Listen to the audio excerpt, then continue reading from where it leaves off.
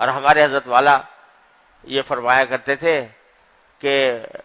جس کسی کو بھی ایسے حالات پیش آئیں کہ عبادت کی توفیق تو ہو رہی ہے لیکن عبادت میں مزہ نہیں آ رہا، عبادت میں لطف نہیں آ رہا، اس میں دل نہیں لگ رہا، زبردستی کر رہا ہے، تو جس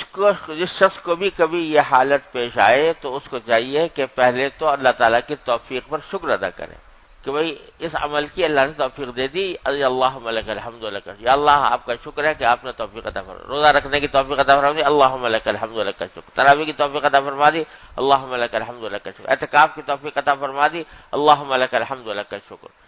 شکر ادا کرے اس توفیق پر جو مل گئی۔ اور دوسرا کام یہ کہ اس کی ادائیگی میں جو کوتاہیاں ہوئی ان کوتاہیوں پر استغفار کر لیں کہ یا اللہ آپ نے توفیق عطا فرمائی تھی، آپ کا شکر ہے آپ نے توفیق عطا فرمائی، لیکن مجھ سے جو اس عبادت کا حق ہے وہ ادا نہیں ہو سکا، میں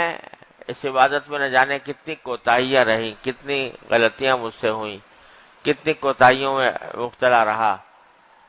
عبادت کا جو حق تھا، جو اس کا طریقہ تھا، اس کو میں ادا کر نہیں سکا، تو اللہم انی استغفرک و اتوب الیک، اے اللہ میں آپ سے استغفار کرتا ہوں اور توبہ کرتا ہوں۔ تو جب عبادت کے اندر دو کام کر لیے، توفیق پر شکر اور کوتاہیوں پر استغفار، تو انشاءاللہ جو کوتاہیاں ہوئی تھیں وہ بھی اللہ تعالیٰ معاف فرما دیں گے اور اللہ تعالیٰ کے یہاں انشاءاللہ قبولیت ہو جائے گی۔ تو مایوسی کا کوئی راستہ نہیں ہے، مایوسی کا کوئی راستہ نہیں ہے دین میں، مایوسی کا کوئی راستہ، لا تقنطوا من روح اللہ، اللہ تعالیٰ کی رحمت سے کبھی مایوس نہ ہو۔ یہ نہ سمجھو کہ ہم کر بھی رہے ہیں اور اس کا فائدہ بھی حاصل نہیں ہو رہا، ارے اللہ تعالیٰ کی رحمت سے امید رکھو، تم کیا ہو، تمہاری عبادت کیا ہے، لیکن اللہ تعالیٰ کی نے جب توفیق دے دی ہے آنے کی تو انشاءاللہ وہ کرم بھی فرمائیں گے، ان کی رحمت سے یہی امید رکھنی چاہیے، ہمیشہ یہی امید رکھنی چاہیے کہ جب انہوں نے توفیق عطا فرما دی عمل کی تو اللہ کی رحمت سے امید ہے کہ